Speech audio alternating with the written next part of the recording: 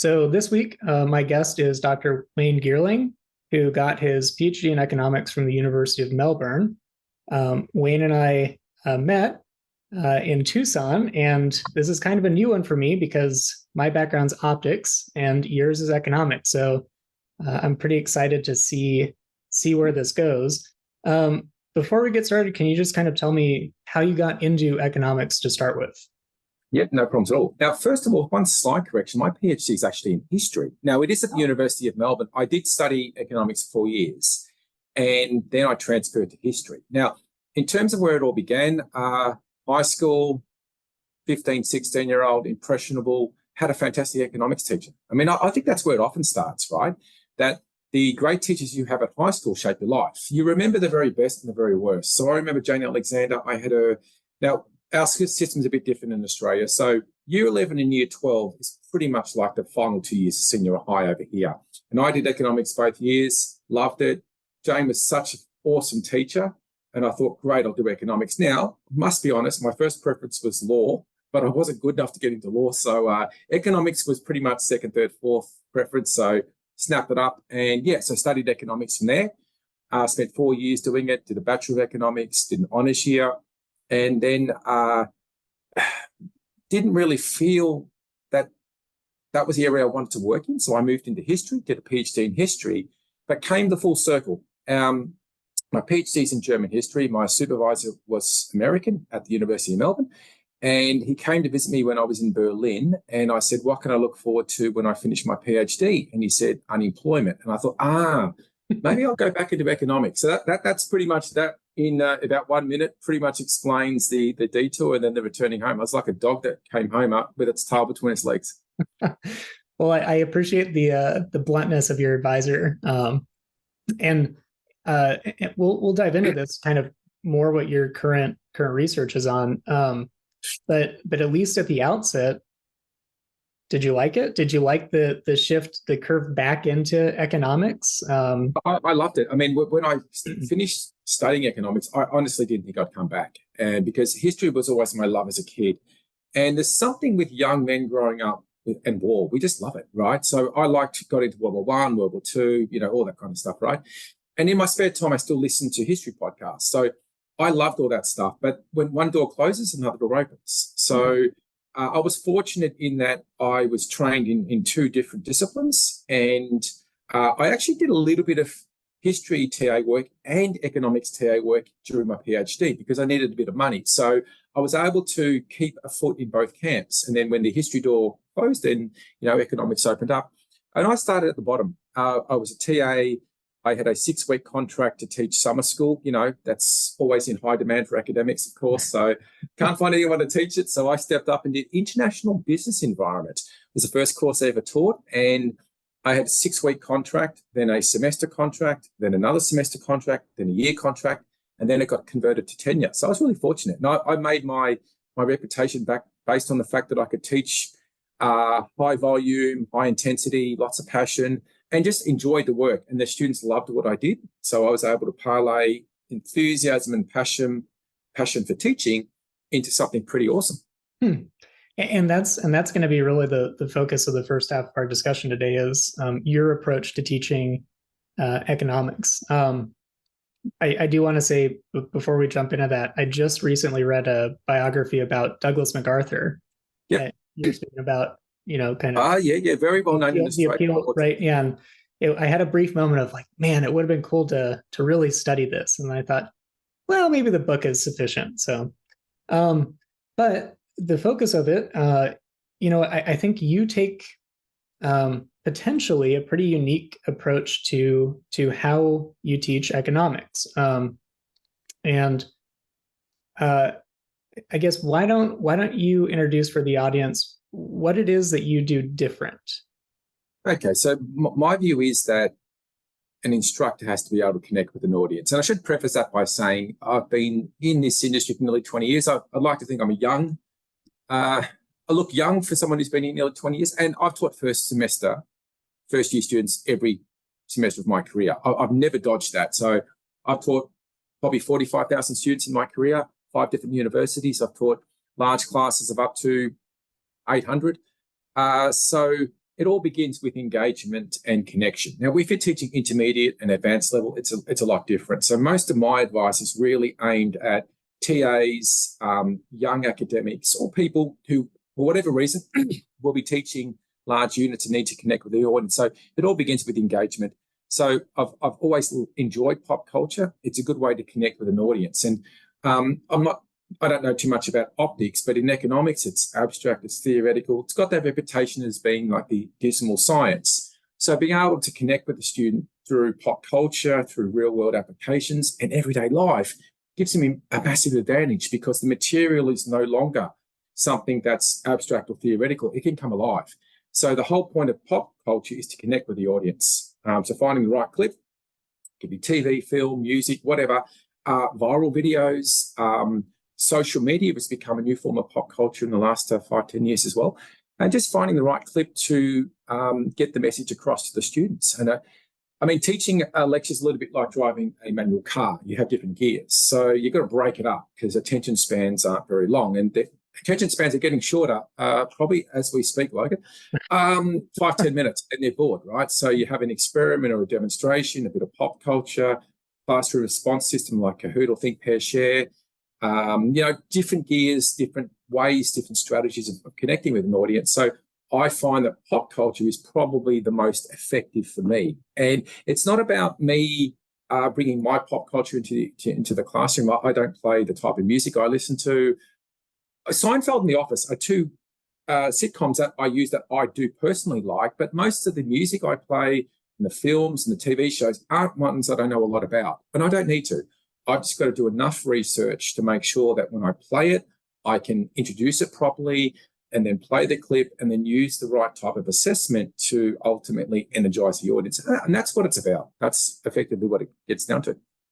So is it, I think it's extremely admirable and impressive, because I assume most listeners have the memory of, your first year or two in college, when you're in these extremely large classes and it's just dull as bricks. Like it's yes, you don't really know what's going on. It's kind of hard to be engaged, and you get through it, and that tends to be bad for getting people into the field. If your first introduction is, well, it just really sucks and it's boring. that's it. Yeah, that's it.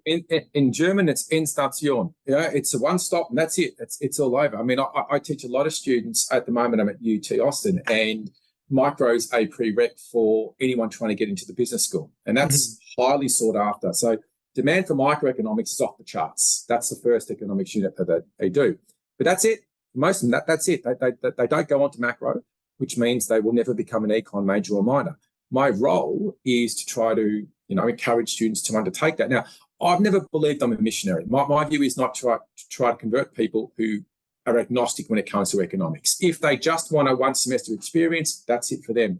So you've got to aim the course at the median student. And the median student is not an econ nerd. It's not someone like, Sheldon from Big Bang Theory or Spock from Star Trek, right? The average student is more like Homer Simpson or Penny from Big Bang Theory, actually. So it's got to be pitched at a level where the median student can comprehend, and rigorous enough to prepare students for intermediate level.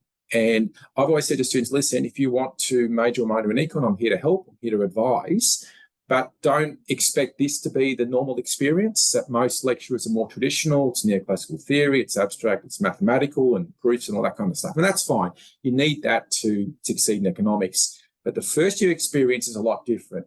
It's about opening your eyes to what economics can do, showing them the economics toolkit. How do we think about the world? What problems can we solve? How do we construct models? How do we interpret data, et cetera, et cetera. Beyond that, though, it gets a lot more rigorous. So enjoy the first year, because if they don't enjoy the first year, they're certainly not coming back for a second. Right.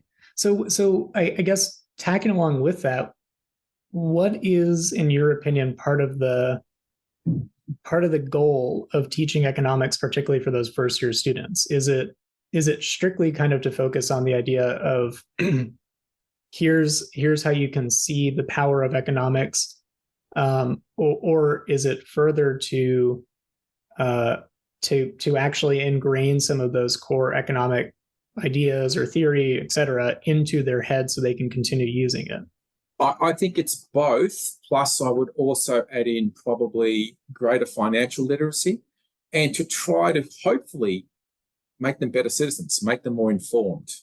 So encompassing ideas of rationality in decision making, things that we often take for granted, but which are certainly not taken for granted with 18-year-olds. So I would say both of what you suggest, but also just the need to understand how the economy functions. I mean, it's such an important part of life, even if you don't care much about economics, that the economy influences everybody, from whether you work to what you pay when you buy groceries to whether you save. All those decisions are related to economics and finance. So I think it's imperative. I think economics and financial literacy should be taught more often at high school level. I'm unpleasantly surprised, and you might need to edit this, at the lack of literacy of students about basic things like how budgets work. Yeah. So there's a real need to understand how the economy works and your role in that as a consumer and as a voter and things like that as well. So, yeah, I mean, there are a lot of different roles that economics plays in first year, but all of what you say is correct, plus the financial literacy, understanding how the economy works, and then ultimately for those who decide to cross over to the dark side, to prepare them for intermediate level, which is a lot more rigorous and a lot more advanced. Yeah, and we'll get into some of the specific kind of cases that you utilize, but I think I struggled and I thought about this a lot, but I do think the overlap between optics and economics is our catchphrase in optics is everywhere, right? Yeah. Economics is that's literally yeah. Is we have economics of everyday life? Is there an optics of everyday life? I mean, yeah, it's the same thing, right?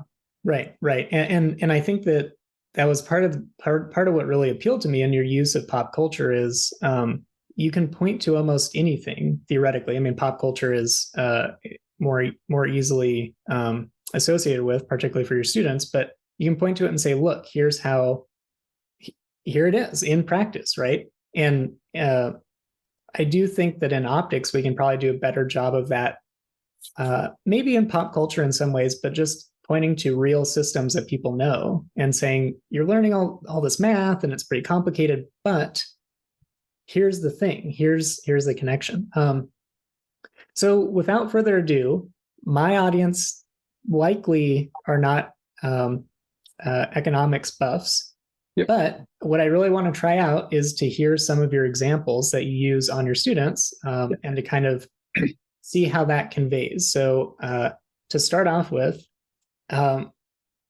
what does Squid Game teach us about economics? I had so much fun with Squid Game. So, I mean, game theory helps us understand how people make decisions in strategic environments. Okay, so there's plenty of applications from poker to war to playing chess, which I love, auctions. So game theory is really strategic behavior. Okay, so there's interdependence there between plays and games, right? So strategic games are fairly well known by most people. The great thing about Squid Game is that most students struggle, particularly in economics, because remember, we're part of liberal arts. So people from a math, engineering, science background get the math.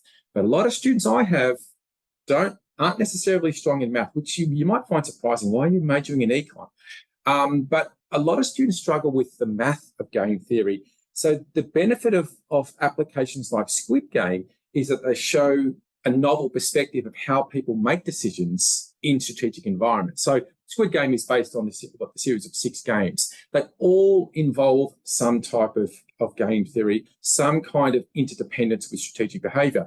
So what you're trying to do is optimize your decision in a game where my decision and your decisions are interrelated. So there's plenty of, I wouldn't say real world applications, because the danger with Squid Game, I've given seminars on this, people think literally, no, guys, we're not recreating it. No one's dying. There's no red light, green light. The red light, green light is a game played across the world, right? I mean, Squid Game didn't invent it. They just adapted it and just made it more gruesome. Mm. But I mean, what you're trying to do with game theory is show how people optimize their decision in a an environment where there's interdependence, right? So there's strategies that are, dominant strategy is a strategy that is guaranteed to give you the best payoff.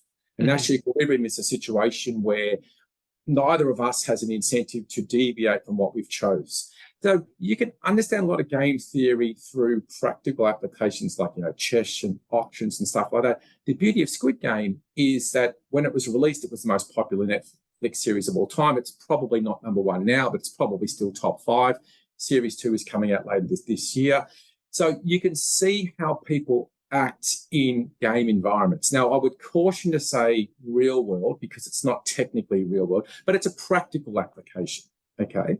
So you can actually see how it works. And when I've given presentations on Squid Game, game theorists have always said, game theorists have said, oh, no, hold on, this is not game theory because they're not following the practical conventions, which is correct, correct. Because in game theory, you know how many players there are, you know your strategies, you know the payoffs involved as well. In Squid Game, they often don't know the rules before they start, and they don't strategize efficiently or rationally, but you can use it as a great teaching moment because you can say, well, okay, this is how we teach game theory. How do these players deviate from these assumptions in this game? So it's a good teaching moment because you can inform students about what's missing there, okay? Right. So it doesn't have to rigidly adhere to a normal game theoretic situation to be perfect. Sometimes the imperfection is perfect. It's a bit Orwellian in that respect. And students love that stuff, and they can relate to that they've seen it all before. And look, it's good fun. It's gruesome and it's brutal and it's bloody and all that other stuff. But 18, 19-year-olds are pretty desensitized. Right. It makes them more motivated to pay attention in that lecture. So, of course. And one example is, so I'm not sure how familiar you are with Squid Game, but the marbles game. Okay, so the marbles game is where we've got 10 marbles, and each player's got 10 marbles. The winner is the one that gets the marbles from the other person, right? So they play that. Good example of a zero-sum game, right? Because only one player can win. Okay, so there's lots of really simple game theory applications from Squid Game. Students love it. We've had a lot of popularity. We've got a website, Economics of Squid Game. We've got a paper published, and with the series 2 coming up, who knows? Maybe there'll be a bit more interest in the series. So it's all good fun. Students love it. Yeah, and for people listening, we'll definitely link to that paper because you have an excellent paper of how very detailed how you can utilize it to teach different economics ideas. I was just going to say, if you've got one lesson on game theory, then we've got a series of multiple choice questions, which you could create a Kahoot out of and play it in 20 minutes. If you've got 2 lessons, we've got some more detailed, longer form questions with payoff matrices that take a little bit more time. So whether you got 1 lesson or 2, you're looked after either way. Yeah. So one thing that you'll hopefully excuse my naivety here, but one thing that I find interesting in a parallel to engineering is you had said, Squid Game isn't perfect game theory. They're breaking a lot of the ideals of the theory, but that seems to be true in the real world, right? Yes, and right. The world is not clean. The world is dirty. Economists like to think, in this laboratory setting with TAs, we can recreate a natural experiment. Yeah, no, I don't really buy that, to be honest. Yeah. So they don't like what we do because they would prefer, rather than Squid Game, they would rather run an experiment with TAs paid $5 an hour to verify or unverify their assumptions or whatever. Whereas sometimes you get beautiful natural experiments that just are given to us by Hollywood, or in this case, South Korea. Right. And yes, it's not perfect. They do violate central tenets of game theory, which tends to annoy purists, but that's fine. Just acknowledge it up front and move on. Yeah, and I think it's a beautiful opportunity as well for kind of the analogy to engineering and science, which is in engineering, you need to know when you call something good enough, right? Yep. And it won't be the pure theory in science, but if you're trying to do something, it's good enough. So moving on, you also utilize what I think has to be probably now the dominant pop culture thing when we're recording this. This is in March of 2024, which is Taylor Swift. Yep. And I've seen the headline. She's an economic force unto herself. So can you kind of share a little bit about how you utilize Taylor Swift as well for teaching some of these ideas? Yeah, the Taylor Swift stuff is just off the charts. So it's something's going right when there's a term named after you. So Swiftonomics is basically just the idea that she's an economy unto herself. Like when she tours, there's multiplier effects, so you make lots of money from her tours. So Swiftonomics was first coined, I think, in 2022. The idea stemmed from this was a positive demand shock after COVID. You know, COVID, we're all inside, isolated, not doing anything. Then the doors opened up again. We became happy about life. And people started spending all this money, right? There's a lot of pent-up demand. You couldn't spend much during COVID, right? And then when she announced the Eras tour, now Swiftonomics often relates to the tour itself. But it's the economic phenomena that is Taylor Swift. So it's incredible. I mean, the tour itself, I mean, she played in my home city, Melbourne, 3 weeks ago. And Melbourne Cricket Ground sold out 96,000 people 3 nights in a row.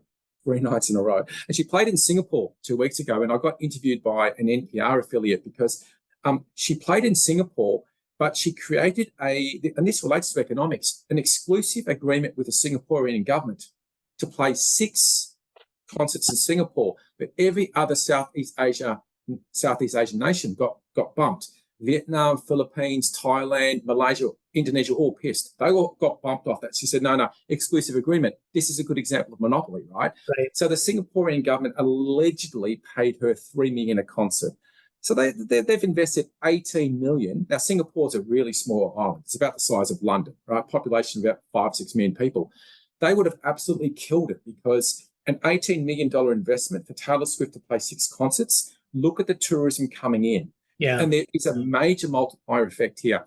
Sometimes the economic analysis of Taylor Swift is overstated. It's exaggerated because the money's diverted. It's not new money. If I go from Austin, Texas to Tucson to see Taylor Swift, we lose money here and we gain money in Tucson. So there's not new money created. But for Singapore, because they were flying in from different countries, it is new money, right? That may have been diverted, but from other economies. So the multiplier effect was huge. And it sparked a massive spat between the Southeast Asian nations. So the Singaporean Prime Minister will be off the Christmas card list this year. So just a great example. I mean, everything she does is awesome. I don't speak as a Swiftie. I appreciate her awesomeness. I think she's a terrific role model for females. I'm interested in the economic aspect of it, not so much, the music per se, but more the cultural phenomena. And we can learn a lot about economics. I'll give you one example, Taylor's version. Okay. So she signs a contract in 2005 with Big Machine Records, records just the lazy 6 albums. And then she decides in 2018, I think I'm going to move to a different company. So then she signs with Universal Music Group. Now, the original company has been acquired by a different firm at this point, and they wanted to re-release her music and obviously make a lot of money out of it, right? And she wasn't given the right to purchase the music back. So she thought, okay, Taylor's version, I'll re-record my old albums. I'll add in some vault record tracks. I love the way vault record tracks are added. This is the stuff that doesn't make the original cut, right? And it just gets taken off the floor, right? And then added back in. So Taylor's version's gone off the chart. So what happens now, every time she re-records an old album, the Taylor's version, it goes to the top of all the music charts, the streaming aspect. She makes a lot of money out of it. So it's a good example of creative destruction. Every time a Taylor's version album appears, the old album disappears, and then that one goes to the top. Creative destruction is just really innovation and invention of new products replacing obsolete old products, right? Yeah. So when she re-records a Taylor's version of Red, for example, that goes to the top and the previous version is no longer considered, it becomes an inferior good, the old version. So it's got creative destruction, it's got IP, intellectual property, creating demand. I mean, and a lot of artists do it these days. It's very common, Logan, to have 5 versions of albums. K-pop has had that for a long time. BTS, Blackpink have 5 versions of the same album. Each version is a different color, like with a different sticker or color book. And that's enough to get people to buy the entire album. And Taylor Swift is doing exactly the same thing. I mean, she's a billionaire now. She's going to make estimates from Eras to it. So it's already the biggest selling tour in history, over 1 billion. There's estimates she might make 1.3 billion alone from this tour. Chuck in a few $100 million from the Eras tour movie and the Taylor's version stuff. She is, to paraphrase an old, what was it? It was Jay-Z. He says, I'm not a businessman, I'm a businessman. Well, Right. just put in woman instead of man. It's the same with Taylor Swift. She is a phenomenon. She's rewriting the rules. Yeah. Everything And is and so these ideas aren't, I mean, like putting out Taylor's version, putting out yep. another version, or like you said, including kind of the vault tracks. These aren't new ideas. She No, didn't invent them, but she's optimized how it's being done to some extent, right? correct. I would slightly disagree, only in terms of I think the idea of re-recording versions because of copyright disputes is sort of new, but everything else is not. I mean, vault tracks, different color vinyl, different giveaways. That's all pretty standard. I guess the big difference is in terms of market power, because of her influence and her reputation, she can make a lot of more money out of this.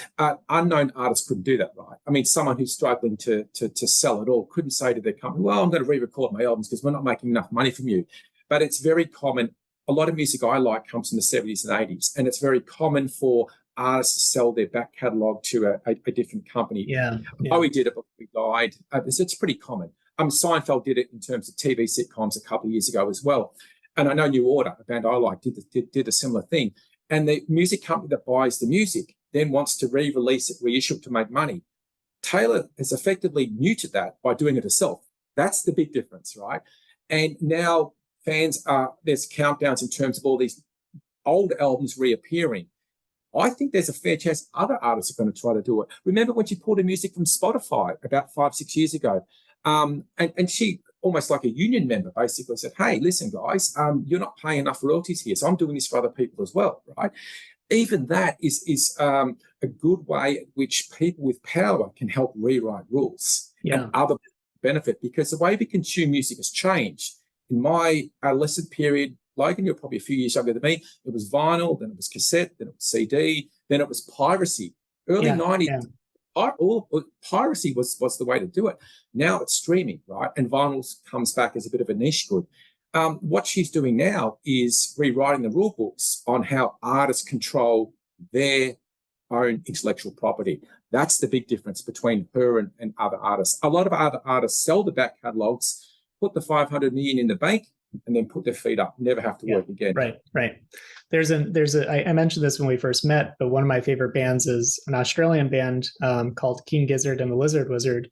And they do an interesting thing where they release what's called a bootleg version, but it's for public use. And I'm sure there's intricacies there, but a lot of people then go and use their IP and make new things. And like you said, they make new things and profit from it. But at the same time, I assume the band profits, not only in goodwill from the audience, but their name gets spread in a bunch of unique ways that they couldn't otherwise have done. So there was a late book written by a book written by Alan Kruger, an economist from Princeton who unfortunately passed away in 2019.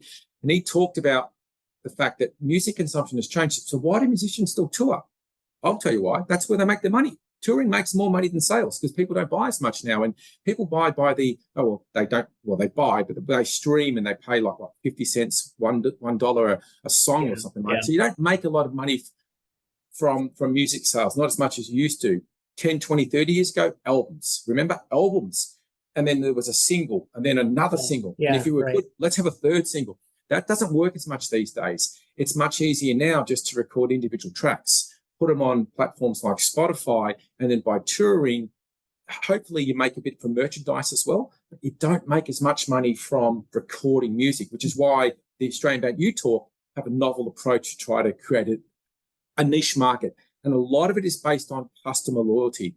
Loyalty means people have inelastic demand, that they're not responsive to price changes, and they're more likely to pay a little bit more for something. So you can make a little bit of extra money from that, provided you can obviously grow that market. Right.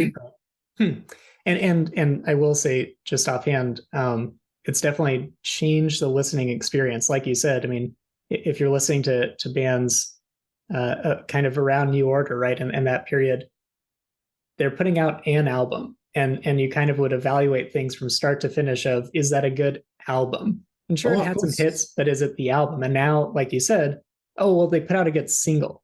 And it makes it a little frustrating for me, but because I like to listen to a whole album. But but that's But if you think from a musician's perspective, is it worthwhile to record an album? right. Now, I mean, back 20, 30 years ago, album, single release, tour. And when you had a long tour, then, you know, you get a bit more. Occasionally, you go through the reissue, but the live album was the way to go, or the greatest hits album, right? So Right. live greatest hits are the ways you can reissue without reissuing, right? Mm-hmm. These days, for younger artists, it's probably not worth their while to do that unless you've got significant market power.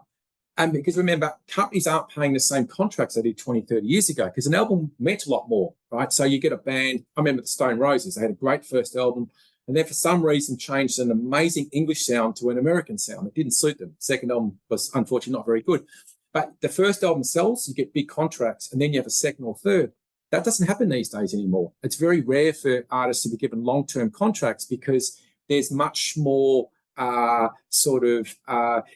hit and miss when it comes to this stuff. Now, the market is a lot more sensitive now to consumer demands and a lot more fickle. I don't think long-term contracts work for companies because I don't think a lot of artists now have staying power. Yeah, right. Things like you said, I mean, I think pop culture is changing along with many other things increasingly quickly. So, although Taylor's obviously an exception to that rule because she's born late 80s, early 30s at the moment, and she's popular with every generation. I went to a pub in Austin a few weeks ago, and a guy who knew a friend of mine was on the table and talking about Taylor Swift, the paper. And he said, I'm part of the 50s for Swifty. So he's a guy in his mid-50s, part of mid-50s, so he's probably in the Gen X category, right? X, Y, Z, millennials, they all seem to love her, right? Yeah. She transcends generations, probably the Beatles would be the closest comparison. I was going to say the Beatles is what jumps to mind for me. So, because someone like Michael Jackson, I wouldn't have thought, he was very popular in the 80s, never was really popular with 50, 60-year-olds, whereas the Beatles, because they're the 60s, I think a lot of people who listen to them probably still do. Yep. Right. Well, I'm going to change gears. I will link to this paper as well, but you have papers kind of explaining how to utilize Taylor Swift and Swiftonomics. Mr. Beast is another one that you've mentioned, but I want to switch gears to one of your more recent papers, which Chat GPT. Chat GPT, right? The other dominant cultural effect. So for everyone that hasn't used it, which I think could be a lot of people, and who aren't students, what is Chat GPT and how has that changed the classroom? Okay, so Chat GPT is really just a form of artificial intelligence. So based on natural language models. So the version, so the 3.5 version came out, I'm going to say November 2022. We wrote a paper on it 6 weeks later. That was the effect. It was like literally watching, like after a nuclear explosion, the mushroom cloud in terms of the effect. So basically that was the first. And that's, I think, co-owned by Microsoft. Now Google bought out Bard, although Bard I hear is not very, very good. Now there's lots of similar models being developed. Effectively, what ChatGPT does is, in terms of educational teaching, it's a little bit like an online Wikipedia on steroids in terms of access to information. Now, the original version 3.5 that we used in our paper was not connected to the internet. Mm-hmm. And it was only trained on data to the end of 2021. So effectively what they do, the engineers, is they feed the system all this information, and then what it does when you prompt it is, on the basis of probabilities, try to guess the answer to what you ask. Mm-hmm. Okay? And the recent version 4.0, which is live, so it's connected to the internet, is obviously a lot better and faster. It's also got more ability to read diagrams. When we looked at a research project in January last year, we asked ChatGPT to take the TUS, the Testing of Understanding of Collegiate Economics, and it did very well. It ranked in the 91st percentile with microeconomics and the 99th percentile with macroeconomics, which means it's very, very good. And how it's changed the classroom is that... Before you go on, sorry, I want to give context there as well. Yep.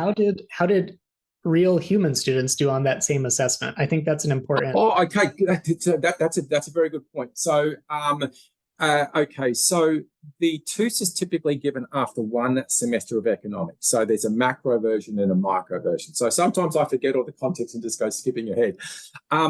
A student would typically get about 12 or 13 out of 30 on the micro macro exams after. It's a multiple choice exam of, I think, 30 questions. So it was able to score, I think, my guesstimate is it was 28 out of 30 for one and 22 out of 30 for the other. Now that compares to like 13 or 14. Okay? Right. And at this time, I think it did worse in macro because it wasn't able to read diagrams, the 3.5 version. Right. So it's significantly better than a student after one semester, which isn't that surprising. It's a multiple choice exam. Exam guides are available online. Anything available online, it's got a massive advantage in because it can just filter information much faster than the human brain. Okay.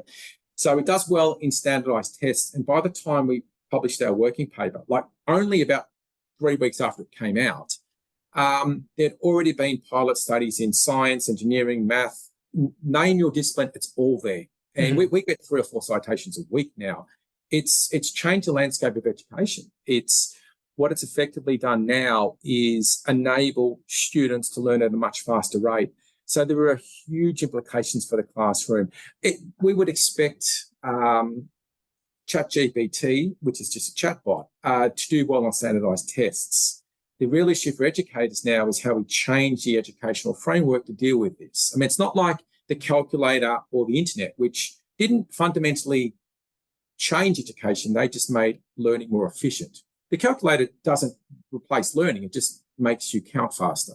The internet just allows you to get information faster. What this does, though, is allow you to create new content, right? Yeah. And do something without doing the work. Effectively now, you can give it a prompt and it'll write an essay. Now, you could do that with contract cheating or Coursera or Chegg, but you've got to pay, right? With the 3.5 version, it's still free, excluding opportunity cost. But I mean, you could write an essay now by giving it a prompt, and in 1 minute, it could give you a 2,000-word essay on something. So that's a big difference. And it's novel, right? It's not, I think that's important for audience members. So a few things pop out. It's obviously ripe for abuse in the sense of, I have a homework assignment. I don't want to write it. I'll just Chat GPT it and it's done. I think for people who haven't used it, you might think, well, there's plagiarism catching tools, but Chat GPT creates original things. So, there's places where it might fall through the cracks there, but it otherwise will be indistinguishable from, this is new. That's a very good point. If you go to Wikipedia, 5 years ago, you went to Wikipedia and you just cut and paste. Oh, allegedly, of course. Right. And then you make that your homework. If you're smart, you change a few words and make it seem like it's your own writing. Now, it could simply be, okay, so what policy measures did John Maynard Keynes propose to alleviate the suffering in the Great Depression? And literally in half a minute, it'll give you an entire essay. Yeah. And you can say, okay, make it longer, make it shorter. Can you change the prose and make a little bit more active voice? You can give it prompts and then it will just refine the answer. The big difference is 5 years ago, you would search that online, you'd have to still do a bit of work. Now you don't really need to. And as you say, because it generates an original answer, it's very hard for plagiarism software to detect. The analogy I draw is the engineers who create Chat GPT, OpenAI in this case, are the dopers in Tour de France. Yeah. And the administrators trying to stop them are basically the education authorities trying to, exactly, you get it. Okay, so the person injecting the drugs has an advantage because they know what they're taking, and it takes a while for the test to catch up to the types of drugs people are taking. So, I mean, I guess the extension would be, so what do? Do you have just say, okay, let everyone cheat and just stop testing and accept that Chat GPT is going to be used and say, well, okay, you can use it and we're not going to monitor it and we'll just grade your essay on who actually has the best essay. The problem there is that someone could literally be doing half a minute of work. Yeah. Well, and they wouldn't be getting the knowledge, right? They wouldn't be learning the core ideas. So I think there's another important caveat here, which is ChatGPT. It operates kind of on you explained this, but it operates on the probability of the next word when it's writing these prompts, which does not mean that it spits out factual information. It spits out things that fit its algorithm. And exactly true. And so I guess there's two things here, but which I want to address. But the first one is I think you took an approach that I really loved. I mean, I'm out of the university now, but I think that this is great. can you explain what how you use Chat GPT to make something for your students that fosters them having to know the actual content? Well, the easiest way, although it's not easy, the best way, the optimal way to get around ChatGPT is to redesign the curriculum to make experiential learning more important.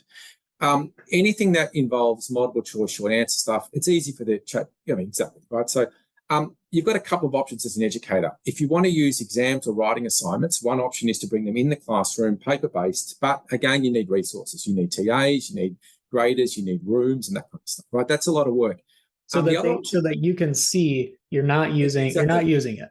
Right. Pen, yeah. paper. Yeah. And I use that because I've got 800 students first year.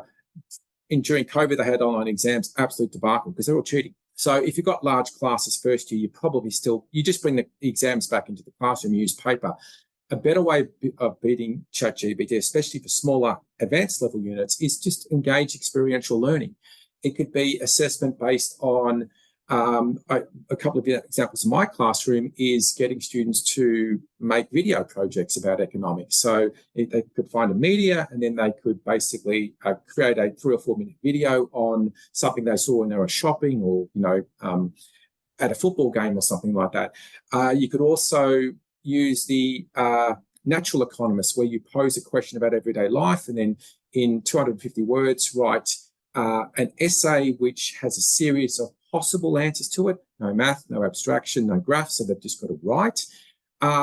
Those options can work. Case studies, storytelling. There's other ways of assessing students that actually involve them having to create something unique. That's the key thing, create something unique. Because if it's just formulaic, it's just too easy for them the temptation is there. I mean, I suspect a majority of my students are already using ChatGPT already. And it's here to stay. So to me, it's a little bit like the Manhattan Project. Once you go down that path, there ain't any going back. We have to learn to live with it. We've got to be mature and responsible about it. The world's not going to the sky's not falling in tomorrow because people are using ChatGPT. People thought the same thing when the internet came around 30 years ago. So let's embrace it's here and redesign our curriculum, redesign our assessment to be mature about this. And I mean, again, I use it in my classroom as well. Like when I create Think Pair Shares, I think Pair Share is a question where the student will discuss with their neighbour, then they'll share it with someone else. 1, 2, 4, and then they'll have an answer, and then they submit. So I create a series of questions with mistakes, and I say, okay, ChatGPT, write something about Adam Smith's invisible hand, create 3 factual errors. And then I'll show it to the students. Here's your Think Pair Share. What are the errors? So I've deliberately designed this and it's wrong. You fix it. So you can do it like that. You can also get students to maybe create a proposal using ChatGPT or a draft of an essay and then say, well, okay, here's the draft of your essay. What I want you to do now is identify the errors and fix it up. And you could give them an hour or 2 to work on inside the classroom. So you can do things like that. The key thing here is embrace it. Why not use it also as a teaching aid? Why do I need to define what a price ceiling is? I mean, if a student doesn't get it, surely ChatGPT does a better job if they don't understand my explanation, right? What are some practical examples of price ceilings in the real world? And then it will say, okay, rent control in New York City. Students get that. Price gouging laws with concerts, they get that. So you can use it as a teaching aid too. Yeah, and one thing that I find particularly useful is giving them that example of here, there's an error in it, and you have to find it. Because the tool's only as good as you are, I suppose, right? And ideally, this is something you mentioned in the beginning, that part of the goal of teaching these first year economics students, but really any student, I think this applies, is that they get it, is that they learn the idea and they can apply it in situations where they need to. And if they just Chat GPT it and get something wrong, but they don't know, then it's not particularly useful.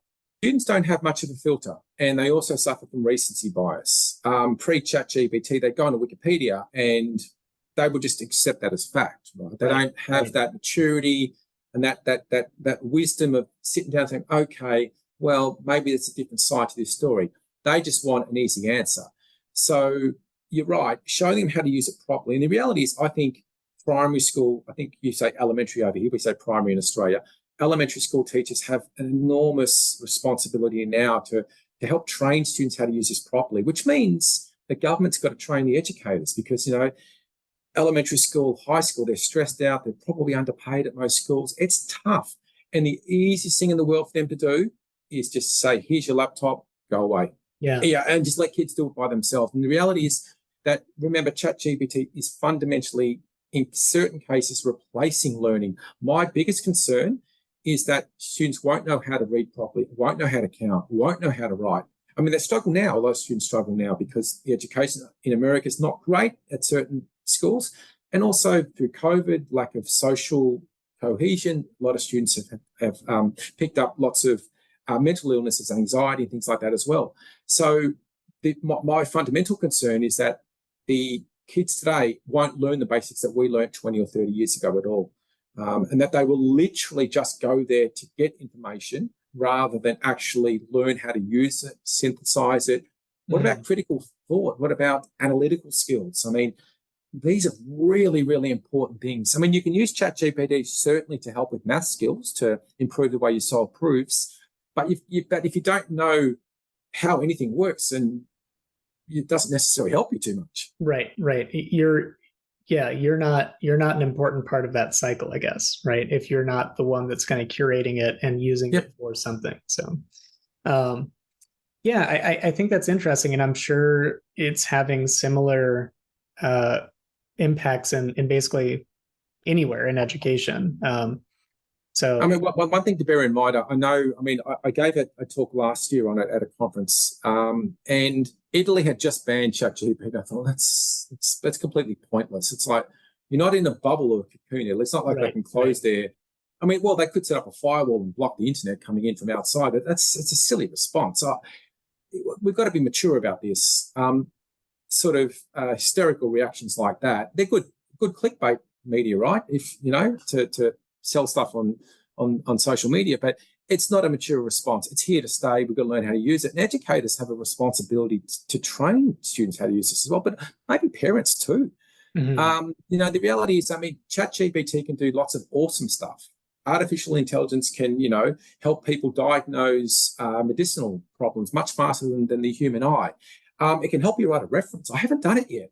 I'm thinking about it because I'm getting a lot of reference requests. I'm going to do it at some point now. Okay. Let's see how you go, ChatGPT. Tell me a little bit about John. Feed the resume in and say, okay, then give me a 200-word awesome CV about this guy. Yeah. Resume. Because it'd be great because I'm doing a lot of work there. So it can save a lot of work, a lot of white collar work, responding to emails, organizing calendars. This stuff doesn't have to be done by humans. So I personally haven't used it yet, but I know a lot of academics who do, and they rave about it. I do know one interesting use case that I never thought about was an academic that I knew who's not a native English speaker. It revolutionized their correspondence because what they said is that traditionally through email, they would type out what they had to say, send it to Google Translate, and get this very rigid, literal translation. Oh, yeah. And you could tell it, but I don't know, I always found it endearing that you would read the email and say, oh, okay, yeah, I get what you mean. And it sounds kind of funny, but that's nice. So what they could do now, they could take their phone, with the Google Translate, and you can speak into it now, and it puts it in English. They could do that, although you can't really, or they could record the email. But that would be pretty cool for a course announcement. You could have some broken English, and then all of a sudden it's fantastic. Yeah. Well, and they're now tossing it in a Chat GPT and getting a very natural, I mean, I guess as you'd expect, but a very natural sounding. Yeah, you can tell business tone, casual tone, friendly, known for 20 years. Let's do some colloquialisms. You can give it different prompts. I don't need to as a native English speaker, but I know when I write German, I get a little bit nervous at times because it's not as good as it should be. Haven't used it yet, but that's something I'd certainly consider. Absolutely. Yeah. I've been. Anyways, so I guess that kind of covers the main domains of what I wanted to discuss, and we'll put links up to these papers. If you don't mind, I'd like to ask a bit of freewheeling questions. Oh, absolutely. As you can tell, the audience is still here. I freewheel anyway. I can't follow scripts very well. You probably worked that out when we read a beer a couple of weeks ago. Yeah. Well, perfect. It works out because I'm the same way.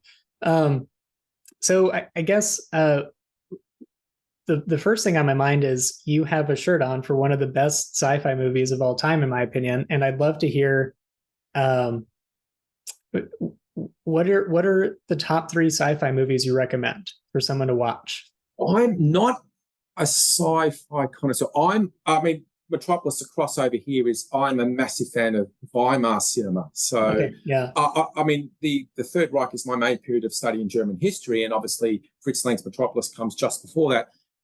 I think it's a powerful film, and it's a silent film too. I mean, it's amazing. The cinematography is off the charts. I don't watch a lot of sci-fi films. My favorite film is actually Clockwork Orange. I'm not sure that would be sci-fi, but certainly futuristic in certain ways, right? The metaphors and analogies from Clockwork Orange from early 70s still apply today, right? The whole idea that man is born like an organic fruit, and over time we try to kill the criminal instinct, that type of stuff, and mechanize human nature, and it doesn't work, right? So I like films that have overarching sort of universal themes. And yeah. One of my coworkers prompted me the other day asking if I knew what the core concept was in Kubrick films, and I had a lot of ideas, but he said, in his opinion, what he thought is it's man's tendency for evil, basically. That across most of the films, there's this consistent theme of like an inherent evilness in man. So let me ask a different question. Then you said that New Order is one of your favorite bands. Yep. What are some other bands from that? I would kind of call it new age, but maybe that's not totally fair. But from that era that you recommend, one of them that I love is Roxy Music. Yeah. Roxy, yeah. I definitely like. Yeah. Okay. So punk. So pretty much from '76 onwards. So Sex Pistols, Clash. In terms of American punk, Ramones, Damned. I mean, certainly the first wave of punk. I find new wave even better, because new wave, which is the wave after that, which is basically inspired by punk, but not necessarily, they don't look punk. And obviously Roxy Music would be part of that as well. A little bit of David Bowie, but love Joy Division, New Order, and then Cure, Smiths, all that type of stuff. And new wave music has never left us. I mean, bands I listen to today, the Shins, the Decemberists, the Killers, Interpol, are still heavily influenced by that music. So I can stay up to date with music. And that's the other benefit of Spotify, right? In terms of, it's never been easier to get into new music. I've often thought that if I meet someone who doesn't like music, I will walk away from that conversation. I don't consider myself a snob. I'm very open-minded about anything in life. But if someone doesn't like music, I reckon I'd walk away. They said, no, I don't listen to anything at all. The good thing about music is everyone loves it. It doesn't matter what genre it is. You can have playful discussions. You can have robust arguments. Which genre is better? Blah blah. Which album is better for a particular artist? Everybody loves music. I mean, music is just the most awesome thing ever created, because it's personal. Everyone's got a song that means something to them, you know. But yeah, I love music. Downtime, I always listen to music. Always. Yeah. One comment, just to go back to Kubrick. He said, I think he focused on man's propensity for evil. Okay. Now, Clockwork Orange is based on the book by Anthony Burgess. Now, here's the thing. In Kubrick's film, so have you seen Clockwork Orange? Yeah, yes, I have. Okay. I just recently rewatched it and was reminded of its insanity. Kubrick did something which is very different to Burgess. The original book has 21 chapters. And in the final chapter, Alex, the wanton, depraved, juvenile delinquent, in the final chapter, he's grown up, he's matured, he's got a partner, and he's got a kid. Now, Kubrick didn't like that, because of what you said. It did. He said, this will never work with Americans. This will never work. The Americans he wanted the Old Testament ending, which you get at the end, where he's in heaven, and he's in heaven, but he's engaging himself in all these wonderful fantasies. So he actually removed the final chapter of the book for the film. So have you seen The Shining as well? Yes, great film. Yeah. So a similar deviation, in the sense that the book is very much so driven by this idea that there are like literal evil spirits, or an evil spirit in the hotel. And the movie, at least my interpretation is, it's the insanity and badness of of the characters, and not some superstitious thing. I don't know. It's interesting. I love Kubrick movies, but they definitely have a certain bend to them. So Oh, absolutely, absolutely. I mean, yeah, obviously I've seen Shiny, Space Odyssey. I think everybody's Yeah, yeah, probably seen that. There was, I mean, a couple of the films I know of but haven't watched, but Clockwork Orange. But I mean, I got into that originally from the book, absolutely. right. So the Kubrick connection, and I was fascinated by that because the ending is a lot different. Burgess, his view was we're all capable of redemption. So going back to that orange metaphor, the orange is a natural creation. And when we try to mechanize that, that's the clockwork part of it, things go awry. And sometimes you can't fit a square peg in a round hole. So I guess Burgess is saying, don't do that. Yeah. Sure, people may fall off the wagon, they may fall off the rails and do bad things in life, but if you give people enough time, maybe there's chance for redemption. Whereas Kubrick seems to have a bit more of the Old Testament view at the Yeah, end, yeah, right? right. Like you said, very New Testament versus Old Testament. So here's kind of a personal curiosity question. What do you consider good intro media for people looking to delve into history? And I let me preface this a little bit more deeply. My experience, and I think the experience of a lot of my peers in, like you said, primary education or secondary education, is that it's really boring. Yep. It starts out pretty interesting, and then you hear the same thing a whole bunch. And by the time Yes. you get to whatever age, I've heard it a ton of times. I don't want to study history, but sometimes you strike upon some unique thing, whether it's podcast or book, Yep. and man, it's amazing. So what do you recommend? I'm actually listening to the Rest is History podcast now. I think it's about 440 episodes. I started at one. I've reached 203. I'm actually in the Civil War at the moment.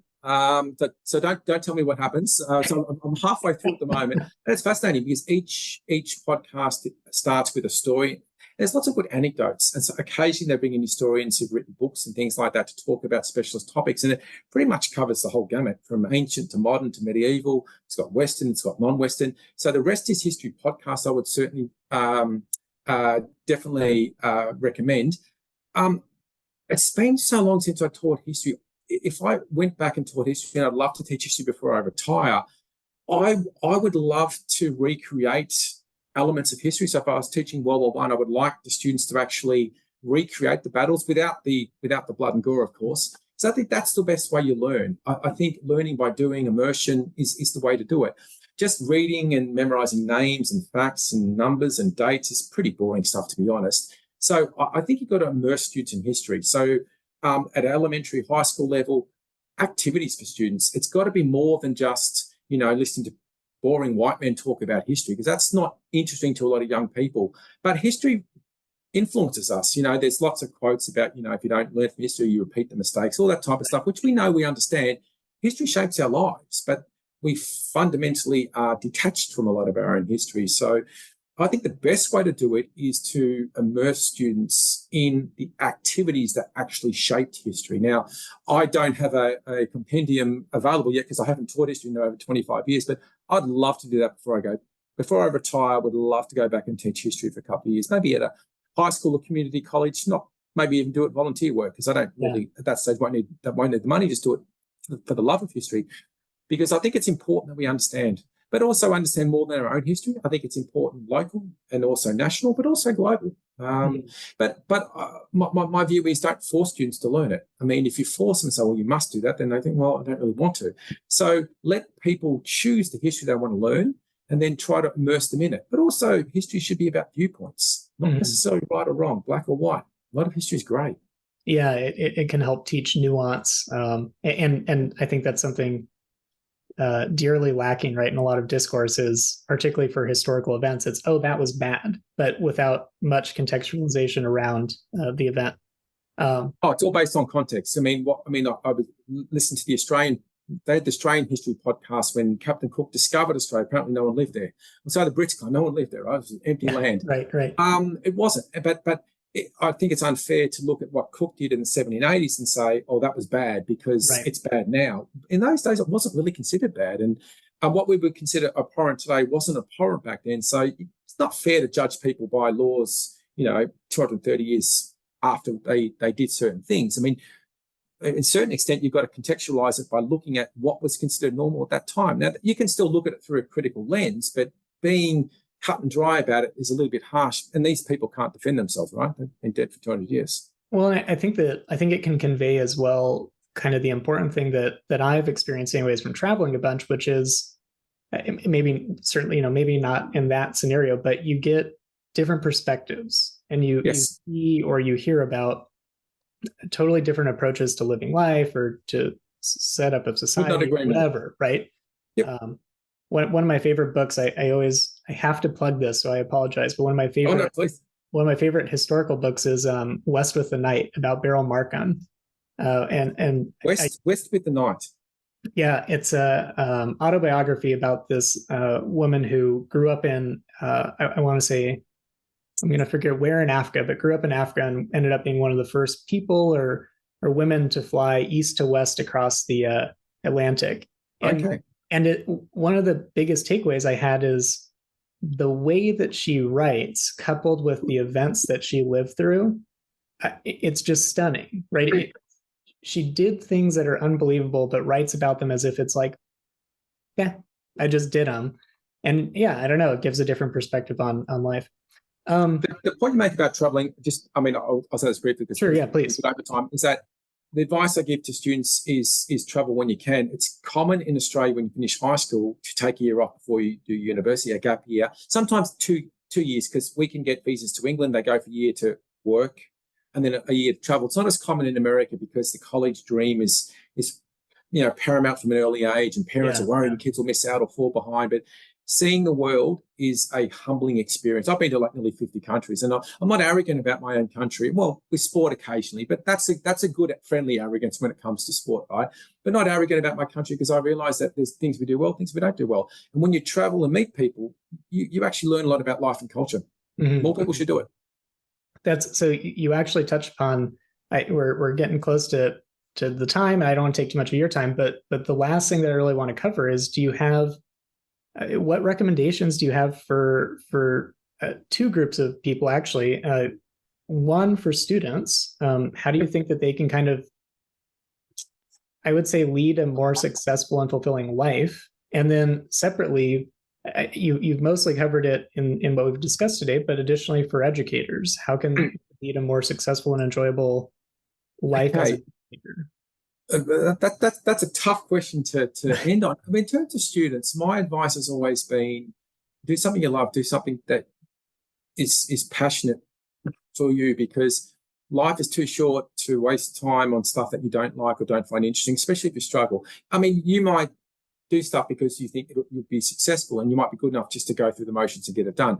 Most students, though, when they study subjects or courses they're not very good at or don't like, they struggle. So always start with something that you're passionate and enthusiastic about. And if it's vocational as well, happy times. You've got that beautiful Venn diagram where everything's overlapping, right? But if you've got to choose between that, I would choose something that you're passionate, enthusiastic about. Now, I studied history and thought, well, okay, I wasted 5 years, right? Because I taught economics instead. But I haven't wasted it. I still listen to history podcasts now. I teach an economic thought course which looks at history, Keynes and Marx and Marshall, old historian Smith. So I'm still tapping into that passion. Always chase your dreams in life, do something you're passionate about, and then go 100%. That's the basic advice I give to students. It goes back to economics. I mean, do it your best and trade for the rest, right?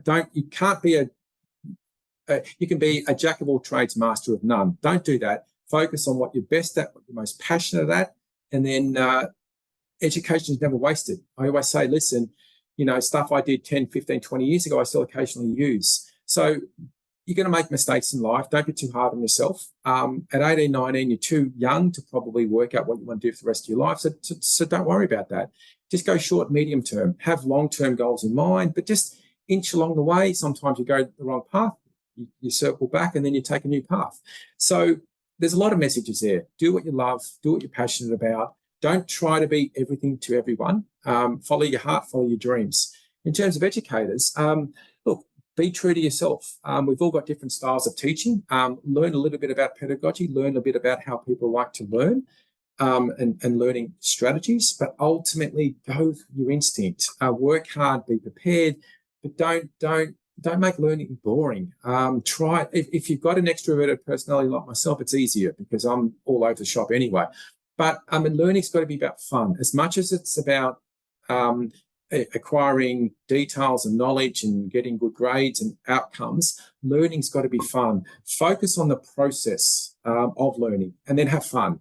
And if you do that and you're true to yourself, you probably have a good career. The other thing is, if you're a young educator, be open-minded, be willing to try new things, be willing to accept constructive criticism. No one does things perfectly.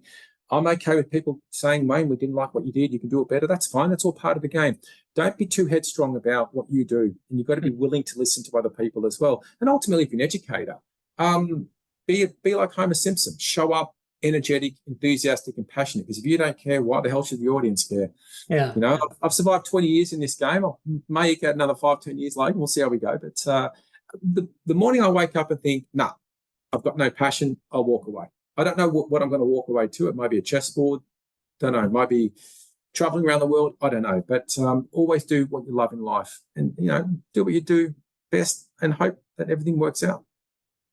Well, perfect. My guest this week has been Wayne Geerling. Wayne, thanks so much. Absolute pleasure. I'll let you know when I'm back in Tucson. I normally like to visit every year or so, so I'll come back and catch up. Yeah, let me know. Good Oak. What's that place called? Good Oak. Yeah, let me know when you're back, and we'll get a pint. Cheers. Alrighty, mate.